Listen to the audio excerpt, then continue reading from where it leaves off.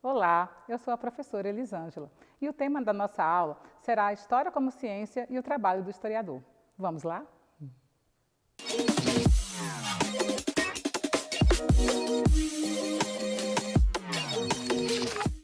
A primeira coisa que nós precisamos saber na aula de hoje é o que é história. A história é uma ciência. Sim, é a ciência que estuda as ações coletivas e individuais dos homens ao longo dos tempos. É a ciência que estuda o que o homem fez sozinho ou em grupo ao longo do tempo. Portanto, é a ciência que estuda o passado da humanidade, os acontecimentos do passado. Então tá aí. História é a ciência que estuda as ações humanas ao longo do tempo. Mas eu falei que história é uma ciência. E você deve estar aí se perguntando: ciência? Sim. Mas o que é ciência? Ciência é todo conhecimento produzido a partir da observação, da investigação, da pesquisa, do uso da razão.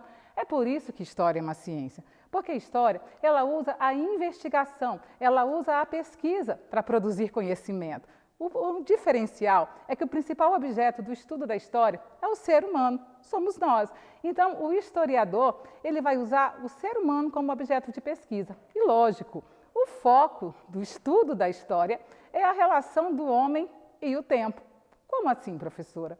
Veja bem, o historiador, ele quer saber como o homem se relacionava, como o homem pensava, como o homem comia, como o homem se vestia, como o homem morava, como construía os seus relacionamentos, as suas relações sociais. Esse é o trabalho do historiador. Mas falando em trabalho do historiador, veja bem, o historiador, ele tem como trabalho principal estudar as experiências humanas ao longo do tempo. E sabe, não é nada fácil, mas é instigante. Por que não é fácil? Porque ele vai estudar algo que aconteceu há muito tempo antes dele nascer. Difícil, né? Você pode estar aí se perguntando: como é que ele vai estudar algo que aconteceu antes dele nascer? Vamos fazer o seguinte? Vamos fazer uma brincadeira? Eu e você? Que tal? Nós vamos brincar de detetive e investigador. Vejam bem, a sua tarefa é investigar como era a sua escola há 20 anos atrás. E você deve estar aí se perguntando: mas como? Eu nem era nascido. Esse é o trabalho do detetive, procurar pistas para descobrir, desvendar algum mistério. Essa é a nossa tarefa de agora. Vamos pensar um pouquinho? Como será que era a sua escola há 20 anos atrás? Qual será a cor dela? Que cor será que ela tinha? Como a gente poderia fazer para descobrir isso? Vamos imaginar. De repente, nós poderíamos descobrir se alguém tem alguma foto daquela época. Uma foto é uma boa, não é? De repente, a gente poderia ver se alguém lembra a mãe, o pai, a avó. Será que eles não lembram? E poderia falar para você. Poderíamos ir na escola, poderíamos perguntar para os funcionários. Ou a internet? Boa, a internet também é uma boa. Quem será que trabalhava na escola há 20 anos atrás? Como a gente poderia descobrir? Olha, poderíamos perguntar para os professores que ainda estão lá, ou para os funcionários, ou poderíamos ver os documentos da escola.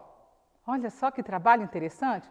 Esse é o trabalho do investigador e esse é o trabalho do historiador. O historiador, ele é um investigador, ele é um detetive, ele busca pistas para desvendar os acontecimentos do passado. Esse é o trabalho dele.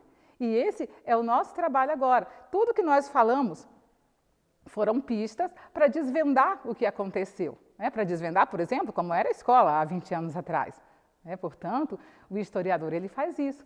Ele vai procurar pistas, evidências, para conseguir explicar as experiências que o homem viveu há muito tempo atrás.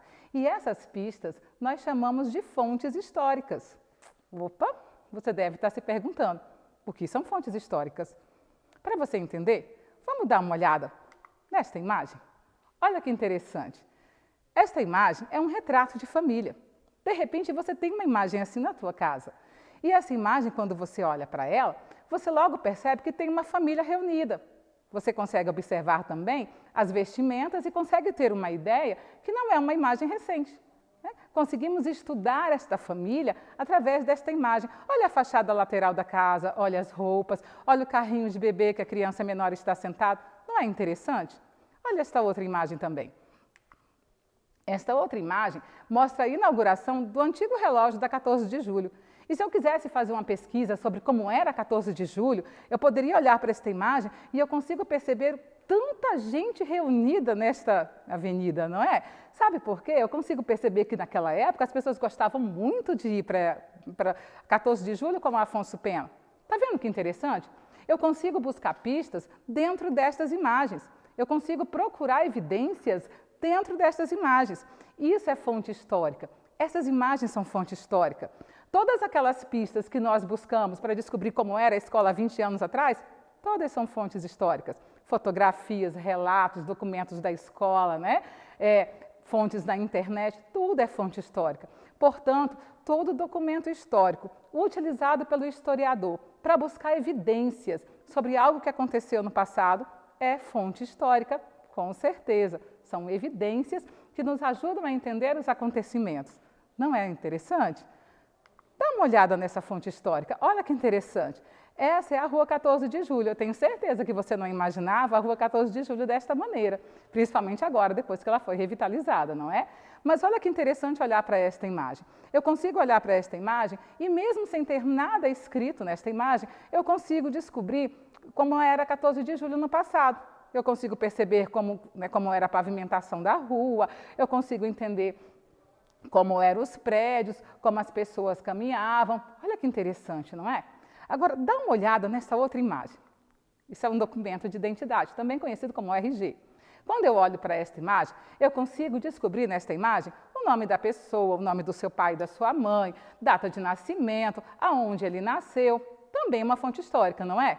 Também é fonte histórica, porque nos dá informação. Sabe o que é interessante?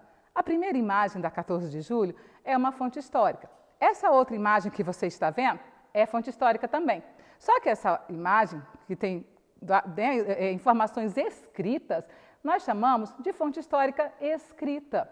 E a imagem que nós mostramos anteriormente, que é uma fotografia, nós chamamos de fontes históricas não escrita. Portanto, as fontes históricas elas podem ser escritas e não escritas. A fonte histórica escrita, exemplos de fontes históricas escritas.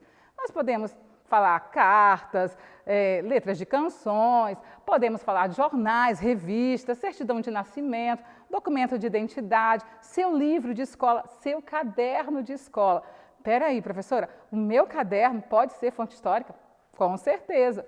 Se daqui a alguns anos eu quiser estudar, por exemplo, como era o ensino de história no ano de 2021, eu posso utilizar o seu caderno como fonte de pesquisa. Portanto, ele é uma fonte histórica, com certeza. Olha as fontes históricas não escritas.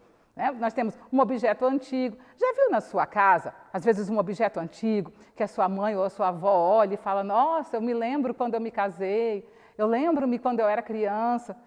O objeto ele é cheio de recordação, portanto, ele é uma fonte histórica.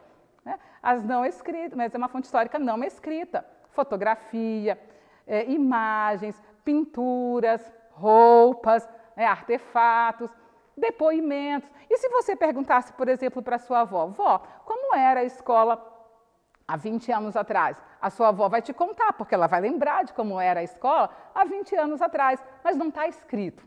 Não está escrito. É, portanto, um depoimento oral.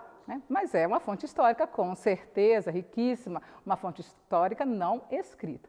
Para nós finalizarmos as fontes históricas, nós vamos acompanhar uma atividade que, inclusive, está na sua apostila de história que você está fazendo. E nós vamos observar 2 documentos. Eu quero estar lendo o primeiro documento com você, tá bom? É um trecho da biografia de um homem chamado Baquaqua. Eu vou estar lendo com você e eu quero que você acompanhe juntamente comigo. Mahoman Graco Baquaqua nasceu entre 1820 e 1830. Cresceu em Jogo, Uidá, na África Ocidental. Filho de pais comerciantes e muçulmanos. O próprio nome remete à religião islâmica, já que deriva do nome do profeta Mohammed, em português, Maomé. Em 1845, foi escravizado e trazido para o Brasil, especificamente para Pernambuco. Foi tratado de forma muito violenta, segundo seus relatos, por 2 anos. Trabalhava na construção de casas e também em padaria, visto que o seu senhor era padeiro. Depois de 2 anos, em 1847, foi vendido ao capitão do navio e coproprietário do navio Lembrança, que era o Clemente José da Costa, e passou então a ser nominado por José da Costa pela vinculação ao seu senhor. Vejam bem, este primeiro documento é um trecho de uma biografia. Ele está relatando o que aconteceu com ele quando ele foi trazido como escravo aqui para o Brasil. Olha esse documento, esse é o documento 2. Nesse documento 2, nós podemos observar que é uma imagem da locomotiva a vapor da Estrada de Ferro Noroeste do Brasil, em Campo Grande, na década de 50. Não tem nada escrito nela, mas quando eu olho para ela, eu percebo até o período em que ela foi produzida, devido ao fato da locomotiva ser a vapor, devido ao fato de não ter pavimentação na rua, a casa mais antiga, né, ao lado da locomotiva, ou se você olhar para o outro lado, não tem nenhuma casa ainda. Olha que interessante. A pergunta é, esses dois documentos, tanto o depoimento quanto a imagem da locomotiva, podem ser classificados como fontes históricas? Sim, é claro que podem. Os dois são fontes históricas. A diferença é que o primeiro documento é uma fonte histórica escrita e o segundo documento é uma fonte histórica não escrita. Os dois são fontes históricas porque eles nos trazem informações que são muito importantes para para nós conseguirmos conhecer daquele período, né, para produzirmos um conhecimento histórico. E quais elementos presentes dos documentos podem nos ajudar a compreender a época em que foram produzidos? Ora, o próprio documento número 1, ele traz as datas do acontecimento. Ele fala de data, ele fala da escravidão, ele cita, né, que ele foi trazido como escravo, já nos remete ao período da escravidão. O documento é riquíssimo e cheio de informação. E o outro documento, que é uma imagem, a própria imagem, a locomotiva sendo a vapor, já nos remete a um período mais antigo, a casa mais antiga, a rua não pavimentada, já nos remete à década de 50, e que nos faz perceber que os dois documentos nos trazem inúmeras informações sobre a época em que eles foram produzidos. Bom, hoje nós aprendemos então o que é história. Aprendemos então que a história é uma ciência. Também aprendemos sobre o trabalho do historiador e aprendemos também sobre fontes históricas. Assista esta e outras aulas no nosso canal no YouTube, TV REM Campo Grande. Até a próxima aula!